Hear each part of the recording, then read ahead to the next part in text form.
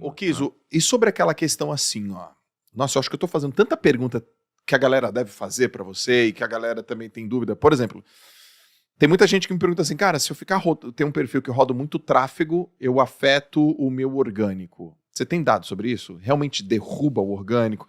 Tem gente que me pergunta assim, ó, a gente tá aqui gravando, semana passada uma pessoa falou comigo, Joel, eu quero começar o meu Instagram do zero, porque eu acho que eu criei meu Instagram errado, eu criei ele via barra sorteio e tráfego pago, agora, o que você acha de eu começar do zero? O que você já encontrou nos dados que são as coisas que a galera tem que evitar? Quais são os cuidados para não ferrar o algoritmo orgânico? Vamos começar pelo menos assim, né?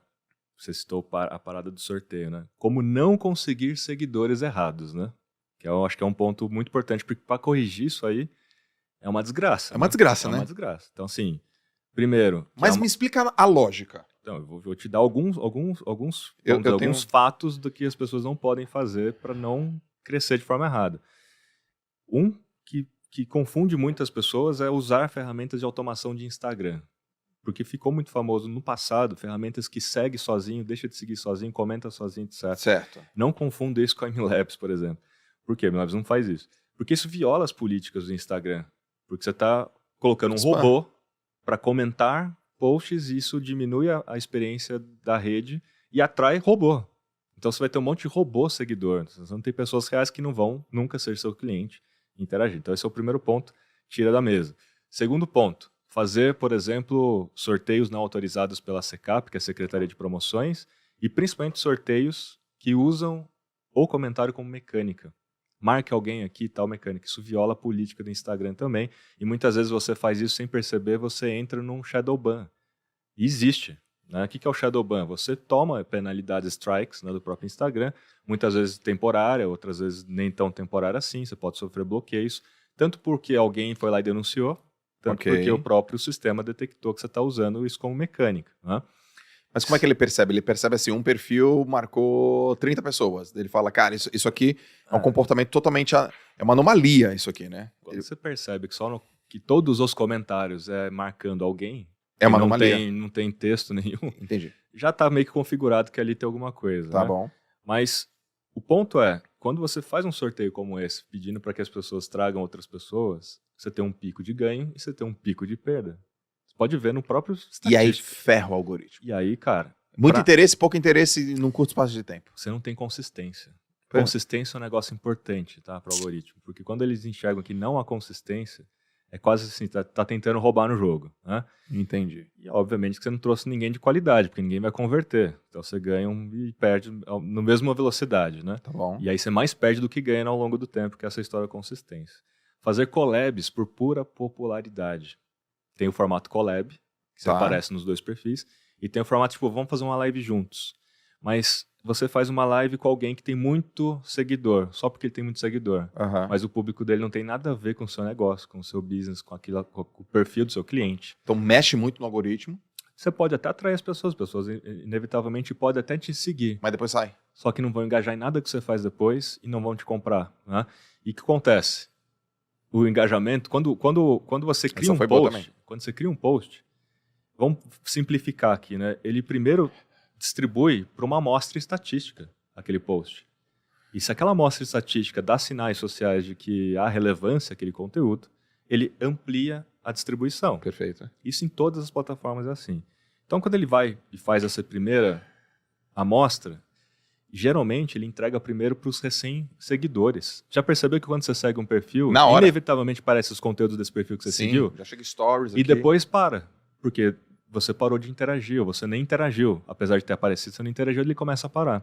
Então, quando você recebe um pico de seguidores porque você fez a live com alguém, essa primeira entrega vai ser para a maioria de quem acabou de te seguir. Certo. E a galera que não se identifica com você, não interage, porque não era o seu público. E aí o engajamento é baixo, o alcance é baixo, aí um post super seu legal vai mal. Entendi. Entendeu? Vai mal. Então esse é um outro fator, né? Tem alguns outros fatores, mas esses são os principais, assim, como não conseguir seguidores errados. Isso já te ajuda a ter qualidade na base. Por isso que eu não me preocupo tanto com o número de seguidores, eu me preocupo mais de fato, assim, cara, em ter gente que realmente tá ali porque me conheceu, que se interessa pelo conteúdo, etc. Eu hoje tenho uma taxa de engajamento bem acima da média do mercado. Tem post meu que tem uma taxa de engajamento de 18%, 20%. Que isso, cara? Você tá com quantos seguidores hoje? 103, 102 mil, 103, tá batendo 18%? Exatamente, cara. E por quê? Porque eu transformo todos os meus posts num diálogo, numa conversa, num fórum. E aí é uma técnica até que eu posso dar aqui pra galera, que é super bacana, né? Toda vez que você faz um conteúdo, esse conteúdo tem que despertar algum diálogo, tem que despertar uma conversa. Senão parece que você está empurrando uma coisa, uma propaganda, né? Então, eu geralmente faço as pessoas pensarem, se questionarem e tentar responder aquele questionamento no comentário. Essa é a primeira coisa. Só que quando alguém vem e comenta, você não pode ir lá só dar o coraçãozinho, 2 cliques, coraçãozinho. Pô, muito obrigado, valeu pelo comentário. É a sua oportunidade de comentar, dando um insight e fazendo mais uma pergunta para a pessoa. Uhum. Comenta fazendo pergunta. Comenta fazendo pergunta. Porque é inevitável, vai ter a retórica. A pessoa vai te responder. E quando ela responde, aumenta a taxa de engajamento, aumenta a entrega. E aí é um ciclo, né? Você continua fazendo isso. E outra coisa é o comportamento humano. As pessoas vão ler os comentários. E quando elas leem os comentários, e aí tem vários comentários... Elas interagem também. Elas querem entrar na conversa. Aí alguma daqueles comentários ela vai se identificar, puta, ela tem uma opinião diferente, ou ela concorda, ela entra na conversa. Então, quando você não estimula a conversa, você tem baixa taxa de engajamento. E hoje a taxa média de engajamento do Instagram, estamos falando uma taxa média, e tem duas taxas de engajamento, tá? Tem a pública e tem a privada. Pouca gente olha por esses dois ângulos. Nem sabia disso. A taxa de engajamento pública é com base em número de seguidores. Ok. Quando você pega lá, você tem lá 3.2, você vai pegar os seus 3.2 e vai calcular em cima das pessoas que engajaram, né?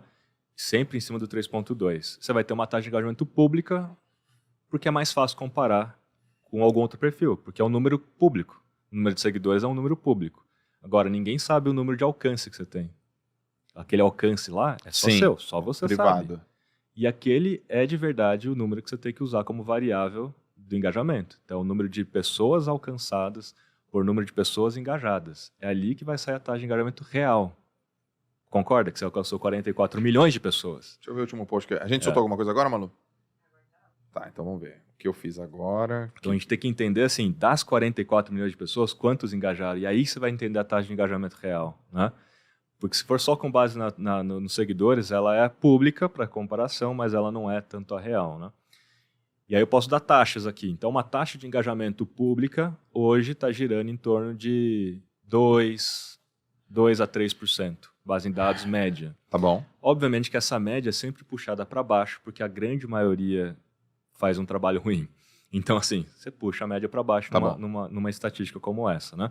A taxa de engajamento pública geralmente é o dobro... Desculpa, a taxa de engajamento real, geralmente ela é o dobro da pública. Uhum. Você engaja mais porque você tem os dados ali, você entende ali. Então, não dá para comparar banana com maçã. Sempre que você for se comparar, Sim. você tem que calcular a sua pública para comparar com a pública, né? E só você sabe a real. E aí você tem que se comparar com você mesmo ao longo do tempo. Então, assim, hoje eu alcanço e engajo mais sabendo desses parâmetros. Então, puxa, se a taxa de engajamento real vai girar ali 4%, 5%, eu estou ali no 16%, 18%, então eu estou bem acima da média do mercado e não por acaso, por causa de transformar cada post num diálogo, né?